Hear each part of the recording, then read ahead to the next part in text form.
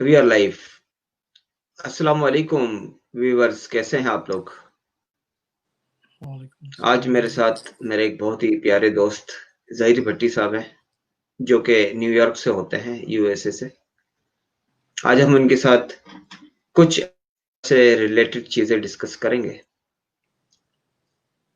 बहुत प्यारी इंसान है ये, मेरी इनसे काफ़ी बार बात हुई। आज इनसे शुरुआत करते हैं इनके इंट्रोडक्शन से, इसके बाद हम मज़ीद अपने टॉपिक को कवर करते हैं।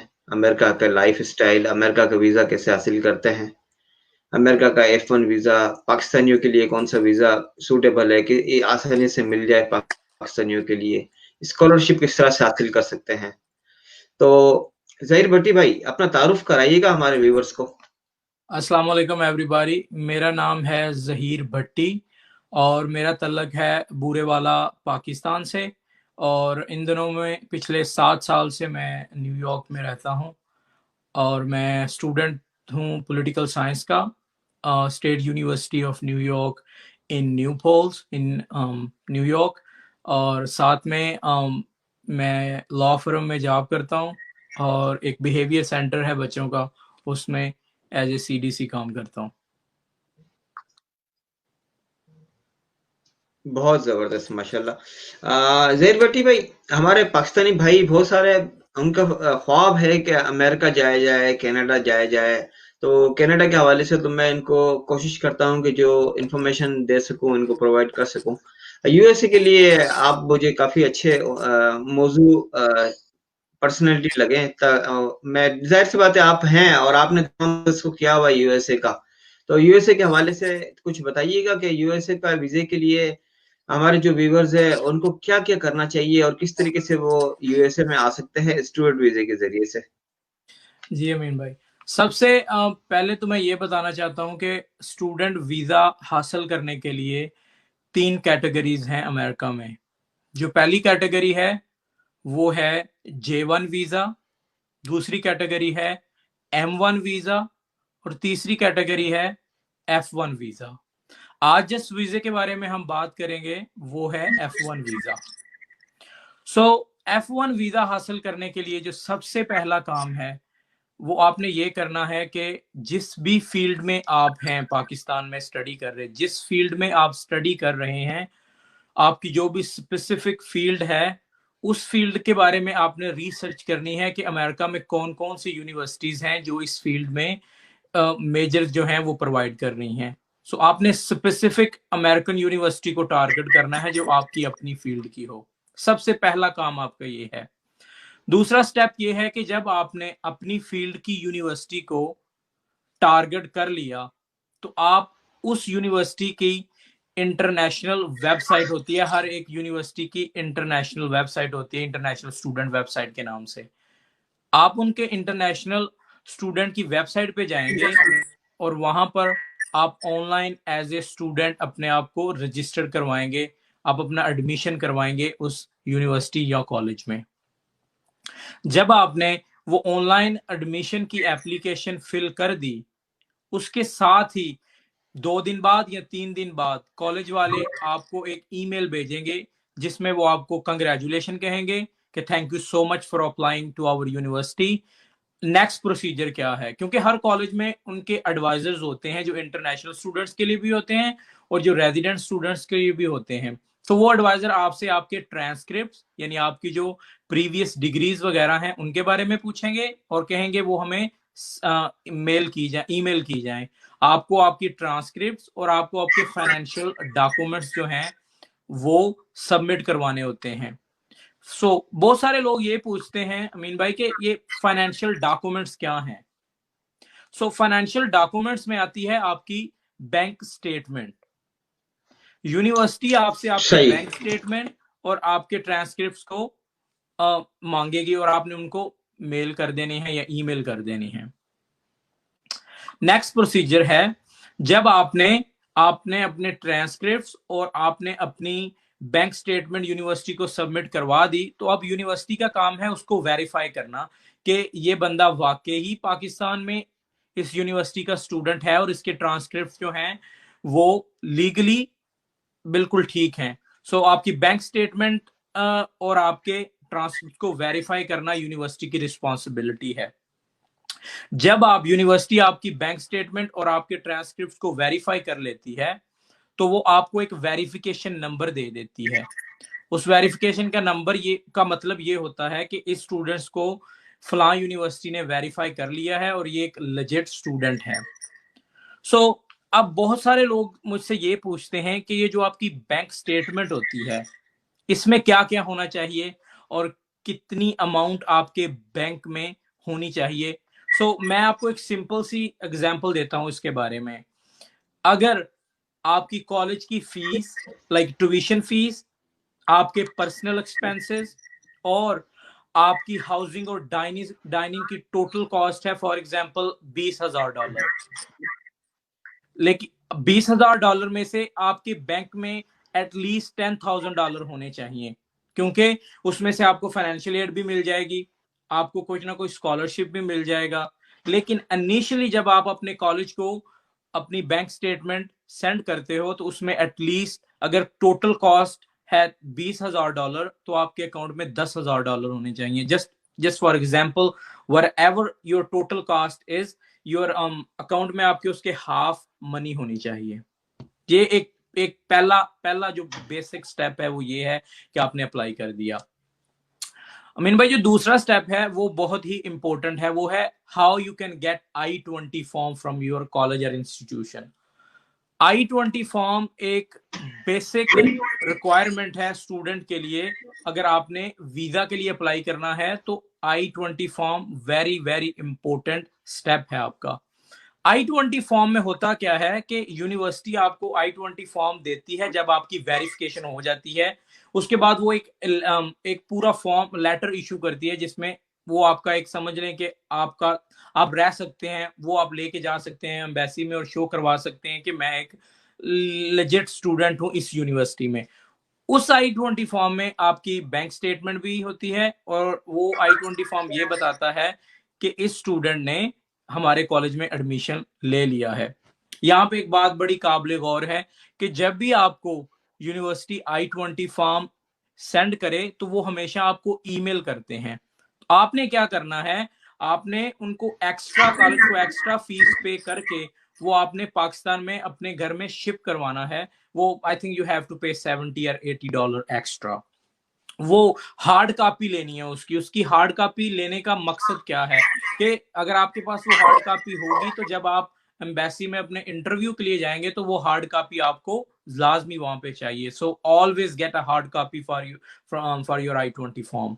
स्टेप नंबर 3 ये है कि जब आपको I-20 फॉर्म भी मिल गया, आपको कॉलेज की तरफ से वेरिफिकेशन नंबर भी मिल गया, तो आपने यूएस डिपार्टमेंट की वेबसाइट पे जाना है ऑनलाइन और वहां पे अपने आप को रजिस्टर करवाना है। उसका मकसद क्या है कि आपने स्टेट डिपार्टमेंट को ये बताना है कि आप एज ए इंटरनेशनल स्टूडेंट उनकी कंट्री में इंटर हो रहे हैं। तो आपने यूएस स्टेट डिपार्टमेंट की वेबसाइट पे जाना है और वहां पे जाके उसको कहते हैं student and exchange visitor information, SEVIS, www.SEVIS। ये स्टेट की वेबसाइट है। यहाँ पे जाके आपने फीस पे करनी होती है क्योंकि आप as a international student enter हो रहे हैं इस मुल्क में, तो आपको $160 to $200 फीस पे करनी होती है। इसको कहते हैं SEVIS। ये आपने काम सारा खुद ही करना है। जब आपने SEVIS की वेबसाइट पे जाके अपने आप को रजिस्टर्ड करवा लिया, नेक्स्ट प्रोसेस क्या है? नेक्स्ट प्रोसीजर है जो कि बहुत ही इंपॉर्टेंट है, आपने अपना DS-160 फॉर्म फिल करना है। मैं हमेशा कहता हूं कि यूएस का वीजा लेने के लिए जो मोस्ट इंपॉर्टेंट थिंग्स हैं उसमें है I-20 फॉर्म, आपका DS-160 फॉर्म और एक मैं आपको एंड में बताऊंगा। जो है DS-160 फॉर्म क्या होता है? DS-160 फॉर्म होता है जिसमें आपकी सारी इंफॉर्मेशन होती है। आपका नाम क्या है, आपके पेरेंट्स का नाम क्या है, आप कहाँ पे रहते हैं, आप क्या काम करते हैं, आपके पेरेंट्स क्या काम करते हैं, आपकी जॉब हिस्ट्री क्या है, आपकी फैमिली टाइज क्या हैं और आपकी अमेरिका में कोई आपके रिलेटिव पहले से रहते हैं, who is sponsoring you, who is your financial institution, who is your college and everything. एक समझ लें कि आपकी पूरी रिकॉर्ड है आपकी जिंदगी का उस DS-160 फॉर्म में। आपने वो DS-160 फॉर्म जो है वो ऑनलाइन ही फिल करना है। हम यहाँ डिस्क्रिप्शन में उसका करंट लिंक भी मैं आपको दे देंगे, ताकि आप उसको खुद ही चेक कर लें कि वो सैंपल फॉर्म क्या होता है। जब आपने DS-160 फॉर्म फिल कर लिया, फिल करने के एंड पे जब आपने सबमिट करवा दिया, तो वो आपको एक एप्लीकेशन नंबर दे देंगे at the end of your submission of application. वो जो एप्लीकेशन नंबर होगा, आपने उसका प्रिंट करवा के अपने पास रख लेना है। नेक्स्ट स्टेप क्या है? अब आपने DS-160 फॉर्म भी फिल कर लिया। नेक्स्ट स्टेप क्या है कि आपने किसी भी पाकिस्तान की किसी भी ब्रांच में जाके अपने वो DS-160 फॉर्म के ऊपर जो एप्लीकेशन नंबर होता है उसको उसमें लिख के और अपनी वीजा की फीस पे करनी होती है पाकिस्तान के किसी भी बैंक में। जब आपने वो है आई थिंक 120 to $160, वो चेंज होती रहती है। I think right now is $120 to $160। आपने वो फीस पे करनी है। जब आप वो फीस पे करेंगे, उस पे आप वो जो DS-160 फॉर्म वाला एप्लीकेशन नंबर होगा वो उसमें लिखेंगे, ताकि एम्बेसी को पता चल जाए कि आपने ये वो this is a particular student कि जिसने फीस पे की है। फीस पे करने के बाद जो आपको बैंक से रसीद मिलेगी, make sure you keep that रसीद। Next step, this is most important stuff. आपने अपना वीजा इंटरव्यू स्केड्यूल करना है ऑनलाइन। वीजा इंटरव्यू स्केड्यूल आप इस्लामाबाद में भी कर सकते हैं, लाहौर में भी कर सकते हैं, कराची में भी कर सकते हैं, KPK में भी कर सकते हैं। आपने अपना वीजा इंटरव्यू स्केड्यूल करना है ऑनलाइन। अच्छा, जब कहीं आप भी कर वीजा सकते हैं? जब आप वीजा इंटरव्यू स्केड्यूल करें, किसी तो भी सिटी में कर सकते हैं ना वीजा? जी किसी भी सिटी में कर सकते हैं पाकिस्तान में, जहां जो भी आपके नजदीक सिटी है। तो वीजा जब आपने इंटरव्यू वीजे के लिए अच्छा, जब एक चीज आपने और इंटरव्यू यहाँ पर एक प्रॉब्लम ये है सर, एक मिनट। एक बात पूछ लूं, यहाँ पर एक प्रॉब्लम ये हमारे यहाँ हमारे पाकिस्तानी भाइयों को ये आता है, वीजा देने में वो थोड़ा सा प्रॉब्लम आता है उनको, बातचीत करने में थोड़ा सा प्रॉब्लम आता है। तो ये इंटरव्यू जो है ये खाली इस इंग्लिश में होगा या हम अपनी मर्जी से उर्दू में भी इंटरव्यू करवा सकते हैं? आप इंटरव्यू उर्दू में भी करवा सकते हैं, कर सकते हैं, आप इंग्लिश में भी कर सकते हैं, इवन दो आप पंजाबी में भी इंटरव्यू दे सकते हैं। लैंग्वेज कोई अरे वेरी गुड, मैटर नहीं गुड। करती। लेकिन अगर आप स्टूडेंट हैं, अगर आपने स्टूडेंट वीजे पे जाना है, तो एटलीस्ट आपको कुछ ना कुछ तो इंग्लिश आनी चाहिए, ताकि आप उनको कन्विंस करें कि आप वहां जाके as a like member of society बन के रह सकते हैं। लेकिन language is not a matter, like कोई मसला नहीं, आप इंटरव्यू किसी लैंग्वेज में भी दे सकते हैं। जी। जब बिल्कुल आपने सही है, आप सर मजीद कंटिन्यू कीजिए। जब आपने इंटरव्यू स्केड्यूल करना है, उसमें आपने वो जो बैंक में फीस पे की थी, वो जो रसीद नंबर होता है, वो लाजमी लिखना है। एम्बेसी की वेबसाइट पे आप जाएंगे, वहां पे अपना वीजा इंटरव्यू स्केड्यूल करेंगे, और वहां पे वो जो आपने बैंक में फीस पे की थी वीजा की, उसकी रसीद नंबर लाजमी लिखेंगे, ताकि एम्बेसी को इंश्योर हो जाए कि जो बंदा इंटरव्यू देने के लिए आ रहा है उसने फीस पे की हुई है। यहाँ पे एक बहुत ही कंफ्यूजन वाली बात है। बहुत सारे लोग कहते हैं कि हमें क्या क्या लेके जाना चाहिए इंटरव्यू वाले दिन, क्या क्या क्वेश्चंस होते हैं, क्या क्या ट्रिक्स होती हैं, क्या क्या टिप्स होती हैं। आई थिंक वो एक अलहदा टॉपिक है, हम किसी दिन एक और वीडियो बनाएंगे जिसपे हम बताएंगे कि एम्बेसी में इंटरव्यू देने के लिए आपको कौन कौन सी टिप्स और ट्रिक्स को यूज करना चाहिए। अभी जब आप इंटरव्यू देने के लिए जाएं, तो आपके पास 4 से 5 चीजें लाजमी होनी चाहिए। सबसे पहले आपके पास आपका वैलिड पासपोर्ट होना चाहिए, आपके पास आपका I-20 फॉर्म होना चाहिए जो कॉलेज ने आपको दिया था, और आपके पास आपका DS-160 फॉर्म का वो आखिरी पेज होना चाहिए जिसपे आपका एप्लीकेशन नंबर है। इसके अलावा आपके पास बैंक की रसीद होनी चाहिए जिसमें आपने फीस पे की है। यह है 4 मोस्ट इंपॉर्टेंट थिंग्स जो आपके पास होनी चाहिए। क्योंकि जो आपके पास I-20 फॉर्म होता है, आपको अपने बैंक स्टेटमेंट लेके जाने की जरूरत नहीं है। ले जाएं तो अच्छा है, आपकी फाइल में it's good for you, it might work for you, they might ask you, but usually they don't ask you like bank statements and anything, because जो आपने DS फॉर्म फिल किया होता है उस पर आपकी सारी इंफॉर्मेशन होती है, और जो आपका I-20 फॉर्म होता है उसमें आपकी फाइनेंशियल इंस्टीट्यूशन की सारी डिटेल्स होती हैं।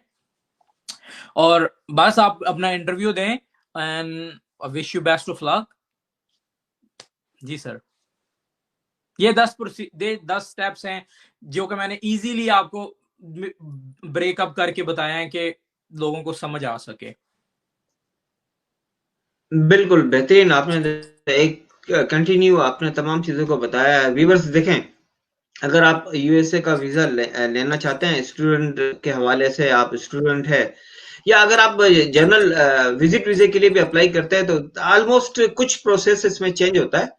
अदरवाइज इंटरव्यू का सेक्शन आपने अपने आप को इनरोल करना है उनके वीज़ा सेक्शन के अंदर, ये पर्टिकुलर सेम होता है। बैंक स्टेटमेंट की रिक्वायरमेंट यूएसए के लिए नहीं होती फॉर विजिट वीज़ा, लेकिन स्टूडेंट वीजे के लिए जो है ना ये रिक्वायरमेंट होती है। वो सिर्फ दिखाना पड़ता है, मतलब सिर्फ आपको पास होना चाहिए, क्योंकि वो आपसे अगर मांग ले तो आपके पास एक रिकॉर्ड हो इंटरव्यू के दौरान का आप उनको शो कर सके। अदरवाइज वो देखते नहीं है, वो आपकी बातों से ही वेरीफाई कर लेते हैं, एक अज्यूम कर लेते हैं कि आप कितने पानी में है।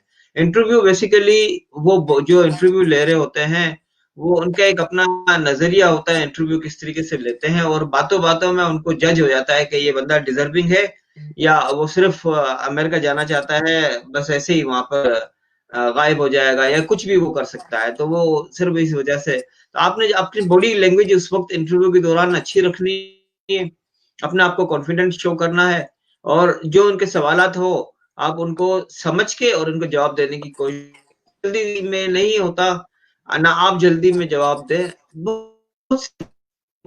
ठहर ठहर के जवाब दे, जो आपको समझ में आ रही है, समझ में नहीं आता आप उससे दोबारा पूछे कि आप क्या बोलना चाह रहे हो, आपको दोबारा एक्सप्लेन करेगा। इजी होके जवाब देंगे, आपका काम हो जाएगा, और गारंटी के साथ इंशाल्लाह 100% काम हो जाएगा। अमेरिकन वीजा जो है वो काफी लग जाते हैं पाकिस्तानियों के, सिर्फ आपने बॉडी लैंग्वेज आपको वो दिलवा देती है, आपका बात करने का अंदाज, आपका सवाल जवाब को समझने का अंदाज, ये तमाम चीजें आपको जो है वीजा दिलवा दे सकते हैं। ब्रदर, आप जो है कितना अरसे से यूएसए के अंदर है? It's been 7 years. 7 ईयर्स से है। तो Almost 7 years. अमेरिका की लाइफ और सही, अमेरिका की लाइफ और पाकिस्तान की लाइफ में कोई चेंजिंग आपको नजर आई? हाँ जी, पाकिस्तान और अमेरिकन लाइफ में बहुत ज़्यादा डिफरेंस है। सबसे बड़ा डिफरेंस जो है मेरे मुताबिक, क्योंकि हर बंदे की अपनी एक पर्सपेक्टिव है, मेरे मुताबिक जो सबसे बड़ा डिफरेंस है वो है लोगों के रवैयों में, और लोगों के लाइक वे ऑफ थिंकिंग में। लोगों का पर्सपेक्टिव क्या है टुवर्ड्स लाइफ, लोगों का पर्सपेक्टिव क्या है टुवर्ड्स अदर पर्सन। तो अमेरिका में क्या है कि यू हैव फ्रीडम, आप जो मर्जी कर सकते हो, you have freedom for everything. Pakistan में क्या है कि लोगों में एक्सेप्टेंस नहीं है दूसरे बंदे को एक्सेप्ट करने की। तो ये थोड़ा सा डिफरेंस है। बाकी सही है, लाइफस्टाइल ऑब्वियसली जहां पे भी आप जाएंगे लाइफस्टाइल हर मुल्क की डिफरेंट होगी। बिल्कुल। तो जो स्कॉलरशिप के हवाले से हमारी बात हुई, तो ये स्कॉलरशिप 100% देते हैं अमेरिकन यूनिवर्सिटी, या उसमें कोई परसेंटेज होती है, या आपसे जब प्रोफाइल आपका चेक करते हैं इसके बाद वो डिसाइड करते हैं? होता यूं है कि सबसे पहले तो जिस कॉलेज में आप अप्लाई करते हैं, हर एक कॉलेज की सबसे जो बेसिक चीज है वो है फेफसा, जिसको हम कहते हैं फेफसा को फाइनेंशियल एड। हर कॉलेज में अमेरिकन यूनिवर्सिटीज जो हैं वो बाउंड है लीगली कि हर एक यूनिवर्सिटी आपको फाइनेंशियल एड प्रोवाइड करती है। अगर आप रेजिडेंशियल हैं, अमेरिकन स्टूडेंट हैं, you are get almost like 70 to 80% financial add.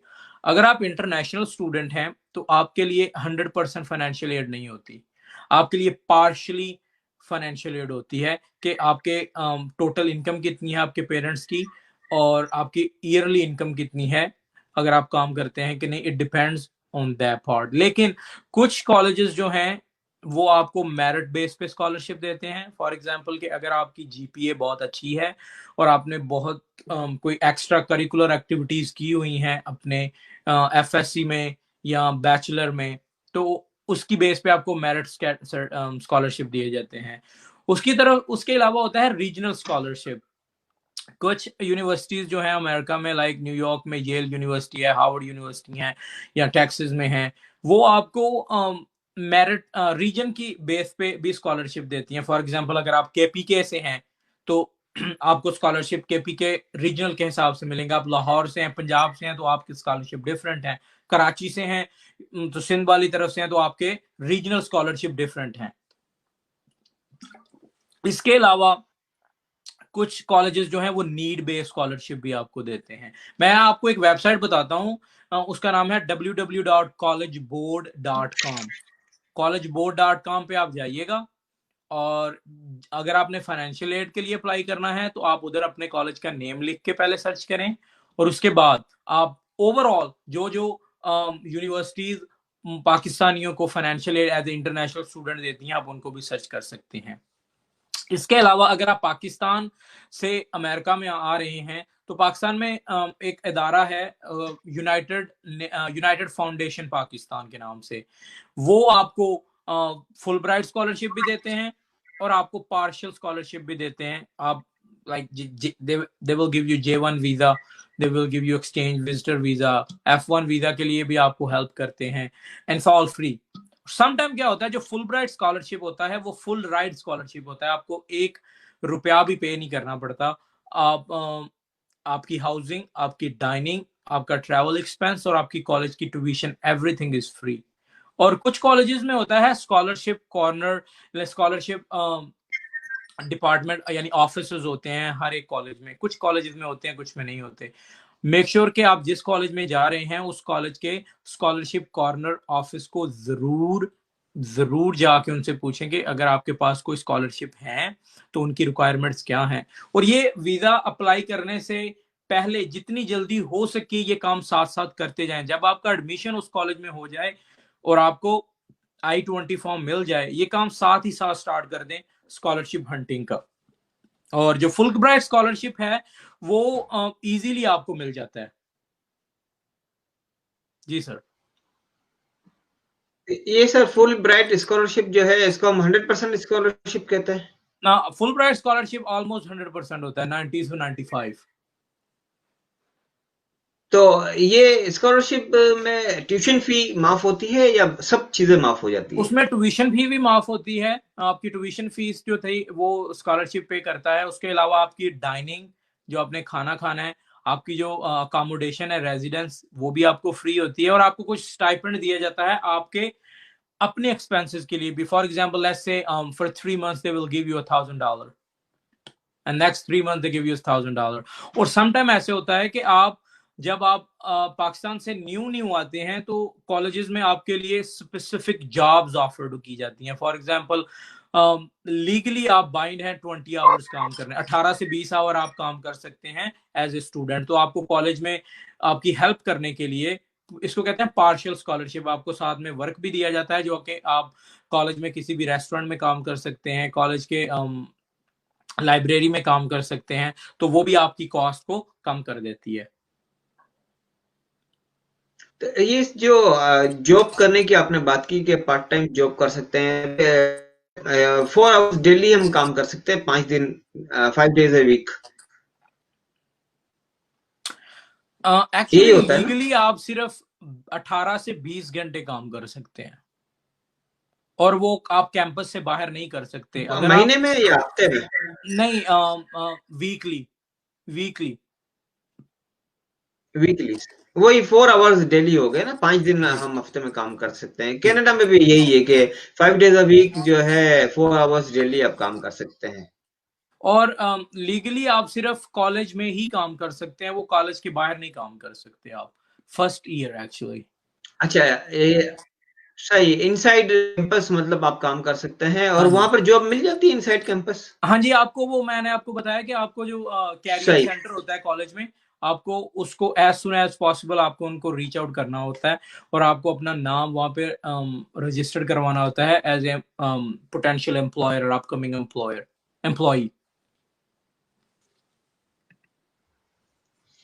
पाकिस्तानियों के वीजे इजीली लग जाते हैं?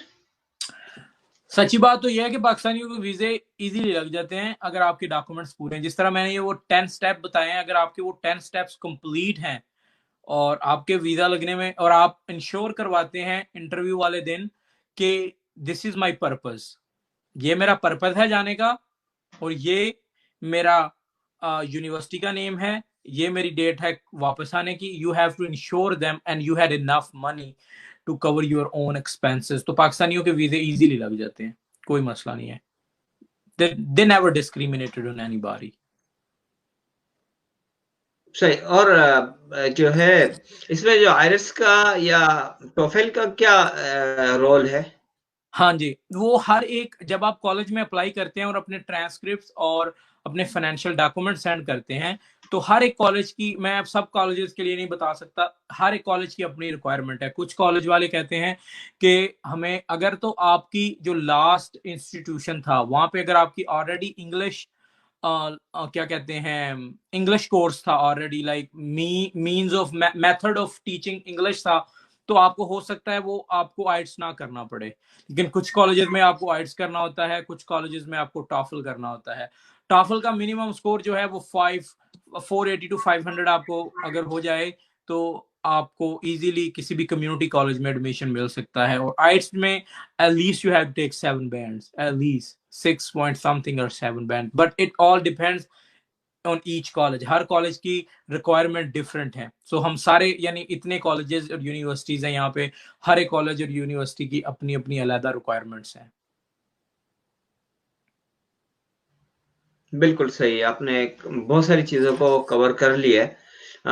अभी एक पेंडेमिक की वजह से जिस सिटी में आप रहते हैं न्यूयॉर्क के अंदर, तो पेंडेमिक की वजह से हम लोगों ने काफी चीजें ये देखी थी कि वहां पर लाइफ काफी प्रॉब्लम में आई। तो उस हवाले से कुछ बताएंगे इस वक्त पेंडेमिक की क्या सिचुएशन है वहां पर, कोरोना की? जी, मैं न्यूयॉर्क में रहता हूँ कि जैसे, और जैसा कि आपको पता है कि न्यूयॉर्क एक वाहद स्टेट थी जो कि बहुत ज़्यादा अफेक्ट हुई है पेंडेमिक की वजह से। And all prayer goes to the people who died in this pandemic. And अभी सिचुएशन ये है कि हम फेज 4 में हैं न्यूयॉर्क में, और ऑलमोस्ट एवरीथिंग इज ओपन।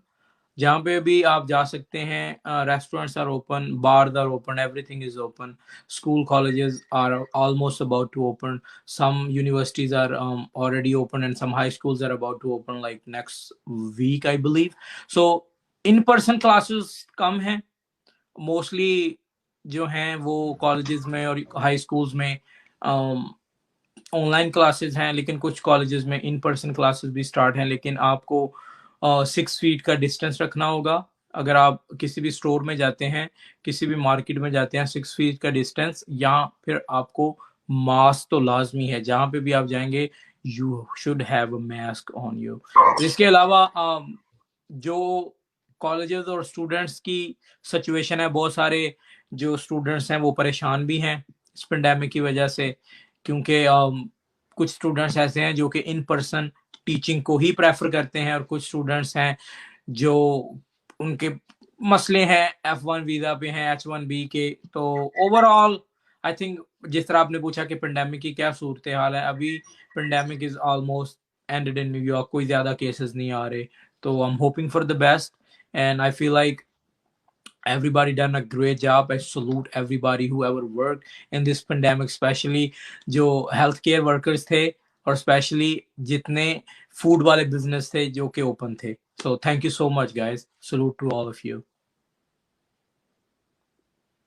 जी बिल्कुल, जो फ्रंट लाइनर थे वो रियली चाहे किसी भी मुल्क में किसी भी सिटी में थे, उन लोगों ने अपना अपना रोल जो है इस पेंडेमिक की सिचुएशन में बहुत अच्छे तरीके से किया, और वाकई इनको हमें सैल्यूट करना चाहिए। और उसमें बहुत सारे लोगों ने अपनी जानें भी दी। अल्लाह ताला उनकी मग़फ़िरत भी करे। और आमीन। यूएसए में इलेक्शन होने वाले हैं, उसके हवाले से थोड़ा-सा अपना इनपुट दीजिएगा कि इस वक़्त डोनाल्ड ट्रंप और बाइडेन के दरमियान जो इलेक्शन कैंपेन है, वो किस तरह की चल रही है और चांसेस क्या है? मुझे तो मेरा पर्सनल जो व्यू पॉइंट है, वो मुझे लग रहा है कि डोनाल्ड ट्रंप जो है ना जीत जाएँगे, और आई थिंक 55% टू 60% तक वोट मिल जाएँगे उनको। आप क्या कहते हैं? कुछ idea? I mean, I have no opinion on this one। I don't know, it depends on अच्छा, अच्छा, people। कोई some बात। people like हाँ, some people सही है। like Republicans, some people like Democrats, so I cannot say what's gonna happen। It all depends on our electoral college at the end of the day। नहीं, नहीं, सही है, बिल्कुल अपनी ओपिनियन को रिज़र्व रखना चाहिए, अच्छी बात है। मतलब ज़ाहिर है हम जिस मुल्क में रहते हैं हमें उस मुल्क के हिसाब से बहुत सारी चीज़ों को मैं खुद भी कनाडा के हवाले से बात करते हुए मुझे भी बहुत एहतियात के साथ काम करना पड़ता है। लाज़मी है, कुछ चीज़ें होती है जो हम ज़ाहिर है एक दूसरे कंट्री से आए हुए हैं तो हमें बहुत सारी चीज़ों का ख़्याल रखना पड़ता है। तो मैं खुद भी बहुत सारी चीज़ों को डिस्कस नहीं करता। बहुत सारी चीज़ें पता होती है, लेकिन लाज़मी है कि हमें जो है ना इस मुल्क के सिस्टम्स को, रूल्स को फ़ॉलो करना है। तो बहुत अच्छा आपने किया कि अपना आंसर नहीं दिया। लेकिन मेरा अपना ज़ाती ख़्याल मैंने जो बता दिया, वो इस तरह से है। यस ब्रदर बहुत अच्छा लगा आपसे आपने तमाम चीज़ें बिल्कुल ओपन होकर बताई है और इस जो हमारी स्ट्रीम को हम दोनों जो है अपने-अपने यूट्यूब चैनल पे भी शेयर करेंगे।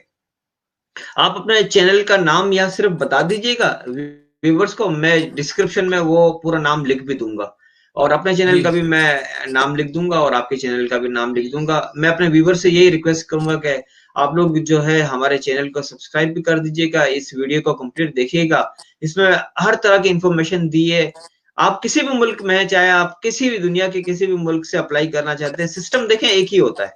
हम ज़ाहिर है पाकिस्तानी है तो हमने पाकिस्तानियों को के हवाले से डिस्कस किया। लेकिन आप जिस मुल्क में भी है, आप इसी तमाम चीज़ों को फ़ॉलो करेंगे, तो आपको बहुत सारी चीज़ें उसमें नज़र आ जाएगी। तो आप सर अपने चैनल का जी लिंक बताइएगा कि क्या है, जी तो मैं मेरे बाद में इसको मेरे डिस्क्रिप्शन में भी चैनल लिख का दूँगा। नाम है ज़हीर भट्टी, ZAHEER एंड BHATTI। अगर आपको किसी भी इंफॉर्मेशन की ज़रूरत हो regarding student visa in America के पाकिस्तानियों के लिए कौन कौन से चैलेंजेस हैं अमेरिका में, हॉस्टल लाइफ कैसी है, एक्सपेंसेस कैसे हैं, और आप कौन कौन से स्कॉलरशिप हासिल कर सकते हैं, F1 वीज़ा कैसे अप्लाई कर सकते हैं, J1 वीज़ा कैसे अप्लाई कर सकते हैं, और आपको कौन कौन सी जॉब्स आप कर सकते हैं, और वीज़ा इंटरव्यू के लिए कौन कौन सी ट्रिक्स और टिप्स आपको यूज़ करनी है। किसी भी मामले में आपको किसी भी क्वेश्चन, कोई भी इंफॉर्मेशन चाहिए हो, तो make sure you subscribe my channel, subscribe Amin भाई चैनल एज वेल, और कमेंट सेक्शन में अब बताइएगा आपके कौन कौन से क्वेश्चंस हैं। इंशाल्लाह हम उम्मीद करते हैं कि आपके सारे क्वेश्चंस को आंसर करने की कोशिश करेंगे और दोबारा एक और वीडियो लेके आएंगे। थैंक यू सो मच जी। थैंक यू ज़हीर भट्टी भाई और हम जो है इस लाइव स्ट्रीम को जो है यहीं पे एंड करते हैं। व्यूअर्स आप लोगों का भी बहुत शुक्रिया और आप लोगों ने जो है हमें देखा और आप इस वीडियो को लाइक कर दीजिएगा और कोई भी क्वेश्चन हो जैसे ज़हीर भट्टी भाई ने बताया कि आप उसको कमेंट कर दीजिएगा। हम कोशिश करेंगे तमाम चीज़ें दोबारा से डिस्कस करें। जो भी आपके क्वेश्चंस होंगे, उन तमाम के साथ एक नए स्ट्रीम के साथ आपके सामने हाज़िर होंगे। ज़हीर भट्टी भाई आप कोई पैगाम देना चाहेंगे लास्ट में हमारे व्यूअर्स को? खुश रहें, खुशियां बांटें, रिस्पेक्ट करें और रिस्पेक्ट लें दूसरों से। अल्लाह पाक आपको खुश रखे। अल्लाह निगहबान। Thank you very much.